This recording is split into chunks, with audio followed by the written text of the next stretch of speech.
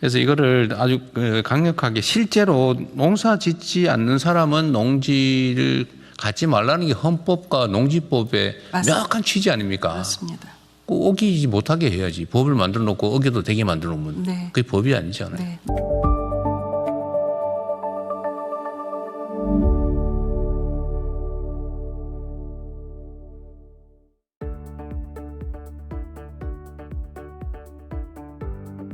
네, 이번에 지금 농지 전수조사에 대해서 사실 우리가 역사적으로 이렇게 강력한 법을 우리가 변경이 될 거라고 생각 못 했는데, 농지를 소유하고 계신 분들 같은 경우에는 현재로서 우리가 선택할 수 있는 길 두 가지밖에 없습니다. 무조건 이 두 가지를 선택을 해야 돼요.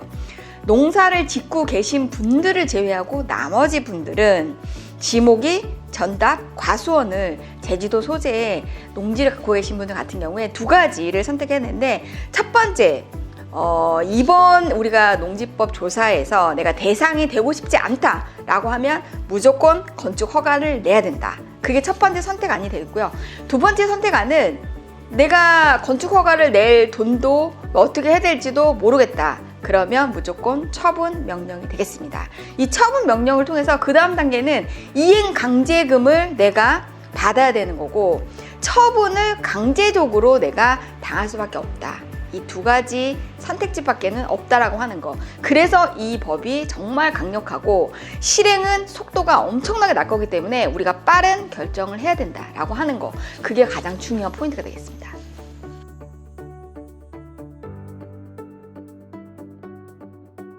그분들이 사실은 본격적인 어떤 타겟이다라고 보시면 되겠습니다.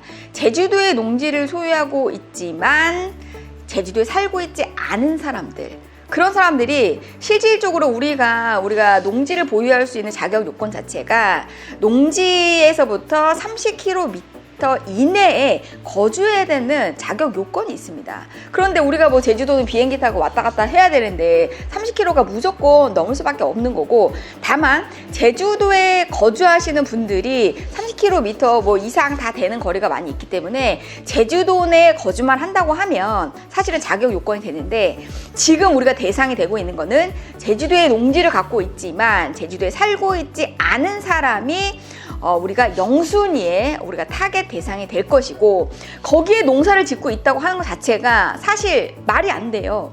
내가 어떻게 비행기 타고 와서 매일매일 와서 우리가 뭐 농작물에 대한 수확도 할 것이고 관리를 어떻게 할 것인지, 그거 자체가 대상인 거기 때문에 실질적으로 부재지주가 타겟이 된다라고 하는 거 명확히 알고 계셔야 됩니다.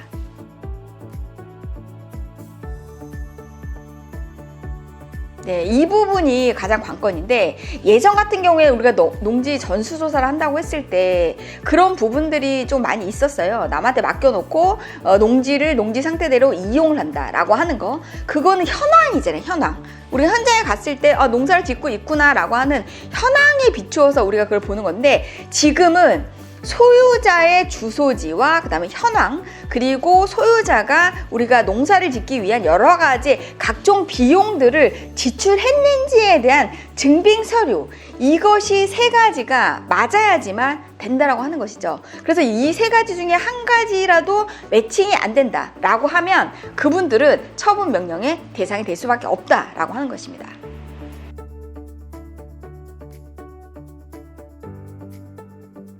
네, 이번에 강력한 부분들은 그겁니다. 부재지주인데 마치 제주도에 살고 있는 것처럼 만들어 놓고 농사 짓는 것처럼 서류도 만들어 놨어요. 근데 이 사실을 다른 사람이 알고 있어. 그분이 제3자가 신고를 하게 되면 포상제도가 요번에 생겼습니다. 그렇기 때문에 이게 쉬쉬해서 될 일이 아니다 라고 하는 거. 누가 진짜 마음 먹고 포상금을 타려고 이거 불법 인처 농지입니다 라고 신고를 하게 되면 그분은 포상금을 비공식적으로 타게 되는 거고, 나는 끝도 없이 그냥 당하게 되는 것입니다. 그렇기 때문에 우리가 지금 현재 두 가지 선택을 무조건 해야 된다. 첫 번째, 건축 허가. 두 번째, 우리가 처분 명령. 두 가지 중에 하나를 내가 바로 선택을 해야 된다. 이것이 핵심입니다.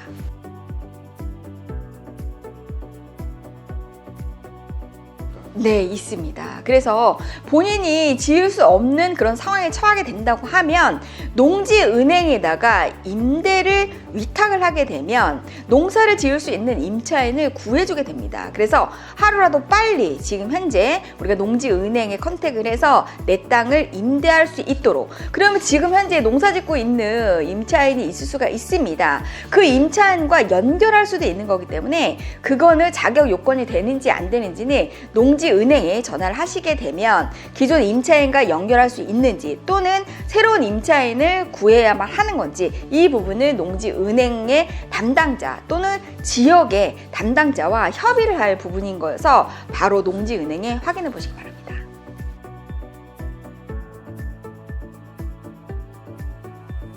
네, 그때는 이미 늦어버립니다. 그렇기 때문에 우리가 국무회의가 26년 5월 6일 날 개최가 됐습니다. 그렇기 때문에 농림축산부에서 이 농지법을 우리가 개편을 할 건데, 개편하기 위해서는 법을 만들고 또 우리가 고시를 하고 하는데 시간이 우리가 이제 소요가 됩니다. 그 시간 안에 우리가 하루라도 빨리 두 가지 중에 한 가지를 우리가 선택을 해야 된다. 그래서 지금 시간이 있고요. 전수조사가 시작이 돼서 처분명령 받으면 이미 그때는 늦어버립니다.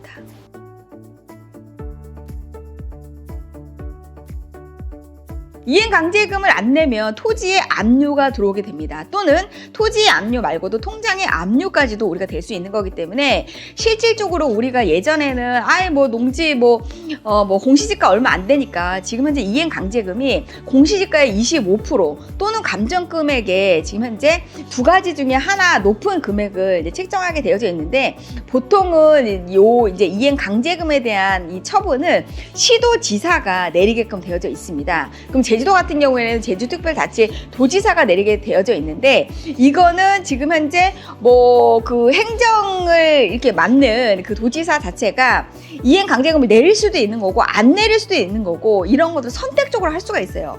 우리가 100% 다 그걸 해야 된다라고 하는 의무조항이 아니고 시도 관할의 장이 알아서 처분할 수 있다, 이렇게 되어져 있기 때문에 현재로서는 그렇게 강력하게 하지 않지만 이번에 우리가 국무회의를 통해서 대통령이 지시를 한 내용인 거기 때문에 이행강제금이 우리가 공시지가의 25%, 근데 공시지가가 지금 너무 낮다, 이런 지적을 했거든요. 그래서 공시지가를 우리가 시가에 맞춰서 현실화를 해라, 눈치 보지 말고 바로 해라, 이렇게 얘기를 했어요. 그럼 공시지가가 올라간다고 했을 때 공시지가의 25%를 만약에 이행강제금을 내가 맞는다고 하면 실제 땅값보다 더 많을 수가 있어요. 그렇기 때문에 하루라도 빨리 우리가 이 결정을 내려야 된다. 근데 기존에는 공시지가가 워낙 낮으니까 이행강제금 25% 먹어도 그냥 해볼 테면 해봐라, 내가 시세대로 팔 때까지 이행강제금 그러면 내려봐라, 이렇게 버티신 분들도 있는데 이제는 더 이상 버틸 수가 없어요. 왜냐하면 토지의 가액을 넘길 수가 있기 때문에 이 비용 자체가 엄청나게 높아질 수가 있습니다. 그렇기 때문에 하루라도 빨리 우리가 결정을 해야 된다. 어떤 결정? 두 가지. 첫 번째 건축허가, 두 번째 이행명령에 대해서 처분명령 받는 거, 두 가지 중에 한 가지를 무조건 결정을 해야 된다. 빠른 결정이 필요합니다.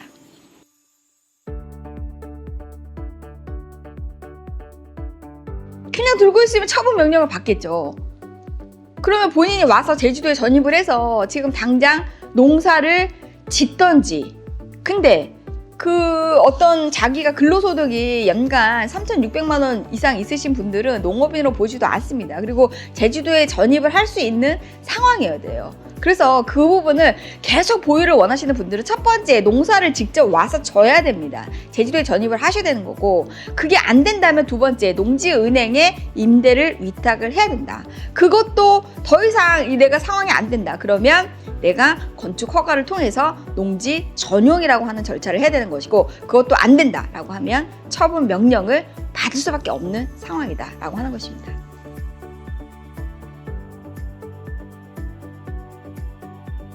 안 됩니다.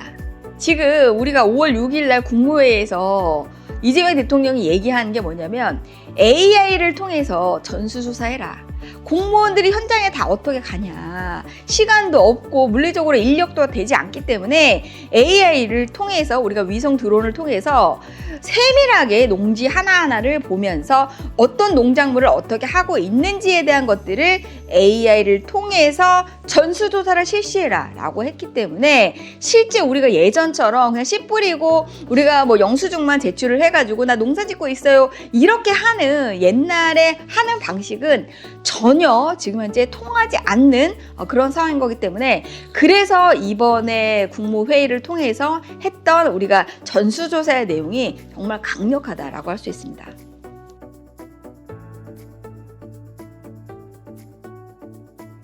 네, 상속받은 농지도 마찬가지입니다. 첫 번째로는 우리가 어떤 기한을 주게 되죠. 상속받은 농지는 어떤 면적, 일정 면적과 일정 기간에 맞춰서 우리가 임대에 대한 위탁을 하게끔 우리가 할 수 있는 조건이 있습니다. 그러나 우리가 그 기간이 지나고 나서까지도 계속적으로 보유를 원하시는 분들 같은 경우에는 내가 토지를 정상적인 가격에 매도하고 싶다라고 하시는 분들은 토지 전용, 건축허가를 통해서 토지에 대한 것들을 농지가 아니고 사업용 토지로 바로 전향을 하셔가지고 우리가 토지의 가격, 시세에 맞게 적당한 매도 시점을 찾는 방법, 이 방법을 고려해 보시기를 추천드립니다.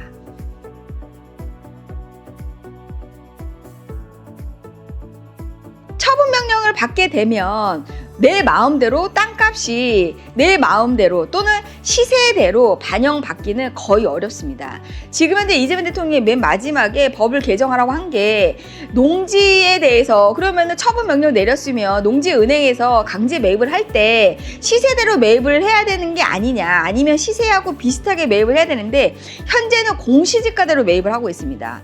공시지가와 시세 차이가 서울 수도권 같은 경우에는 10배가 넘는다고 해요. 제주도 같은 경우에는 실제 10배까지는 아니고 최소한 4배에서 5배 정도 됩니다. 그렇기 때문에 이 공시지가를 시세대로 현실화를 하라라고 했는데 사실 그거는 실질적으로 반영되기가 어려워서 감정평가를 통해서 감정평가의 80%로 농지은행에서 매입을 하라라고 얘기를 했어요. 근데 실제 우리가 이 감정가격이라고 하는 것들이 실제 거래 사례를 통해서 감정가격이라고 하는 게 매겨지는데 실제 그 인근에 농지 가격들이 굉장히 저렴하게 가격이 형성이 되거든요. 그러면 실제 그 가격이 공시지가랑 비슷하다고 보시면 되겠습니다. 지금 제주도 같은 경우에는 땅값이 원래 토지 밸류에 뭐 한 40%, 30% 이 정도 가격에 지금 현재 거래가 되고 있기 때문에 실질적으로 그 공시지가에 대한 부분들의 우리가 처분을 명령을 받았을 때 실제 농지은행에서 매입하는 금액 자체가 실제 공시지가하고 비슷한 금액이다. 그렇기 때문에 내가 내 땅이 원래 밸류가 50만 원이야. 그러면 10만 원 정도도 안 되게 내 땅이 팔려 나가게 되는 거죠. 그러니까 결과적으로는 손해다. 얼마나 손해냐? 엄청 손해다. 그렇기 때문에 강제 매입보다는 내가 시세대로 매도를 하고자 한다면 더 이상의 손해를 보고 싶지 않다면 건축허가를 통해서 사업용 토지로 바꿔놓은 상태에서 그리고 나서 시세대로 매도하시는 게 가장 좋은 방법이다 라고 말씀드릴 수 있습니다.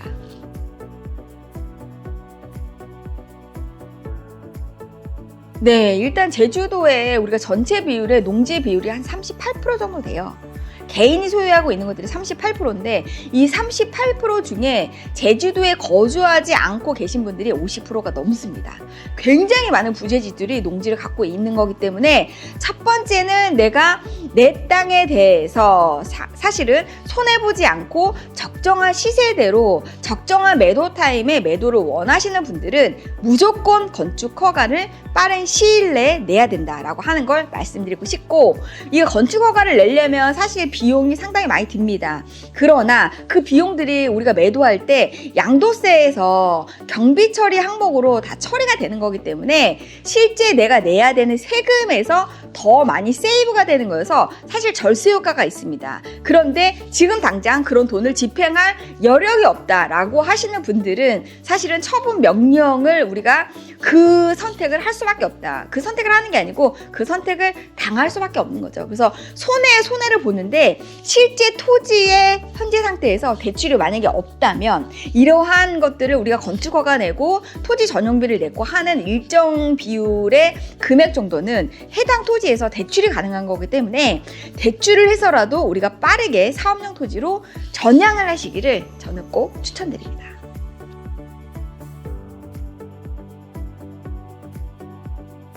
네, 이게 건축 허가라고 하는 거, 토지 전용이라고 하는 거, 이 개념 자체가 사실은 거의 이게 뭐죠? 이렇게 거의 모르시는 분들이 거의 대부분입니다. 그렇기 때문에 우리가 지금 이제 토지 전용이라고 하는 건 더 이상 농지법에 저촉이 되지 않게 이 농지를 사업용 토지로 변경하려고 하는 과정이다라고 보시면 되겠습니다. 그래서 우리가 농지 전용비라고 하는 거를 농림축산부에 내게 되면 더 이상 이번 전수조사의 대상이 되지 않기 때문에 건축 허가라고 하는 과정을 통해서 농지 전용비를 국가에 내므로 인해서 더 이상 농지법에 저촉이 되지 않게끔 만드는 거. 그래서 이 개념 자체를 알고 계신다면 이게 필요하다 생각하시는 분들은 내가 해야 돼. 어떻게 되는지 한 개도 모르겠어. 그러신 분들은 제주 알마켓을 통해서 접수를 해 주시게 되면 건축허가, 그 토지에 맞는 건축허가에 대한 부분들 용도를 정해서 또 건축허가를 내서 사업용 토지로 변경하는 절차까지 마무리를 해드리고 거기에 맞춰서 우리가 결국에는 우리의 목표는 적당한 좋은 가격에 매도하는 게 우리의 목표인 거기 때문에 매도 시까지 토지에 대한 관리 그리고 매도에 대한 어떤 전략 그 다음에 광고 이런 부분들을 종합적으로 저희가 자산 설계를 해드리고 있으니까요. 정말 모르겠다 그리고 전문가한테 이 부분을 정말 전문적으로 체계적으로 맡기고 싶다라고 생각하시는 분들은 제주 알마켓에 전화를 주시게 되면 멤버십 가입을 통해서 우리가 안전한 자산 관리를 받을 수 있으신 거니까요. 모르겠다 생각하시는 분들, 전문가한테 자산 관리를 받고 싶다라고 생각하시는 분들은 제주 알마켓으로 전화 주시면 상세히 도움 드리도록 하겠습니다.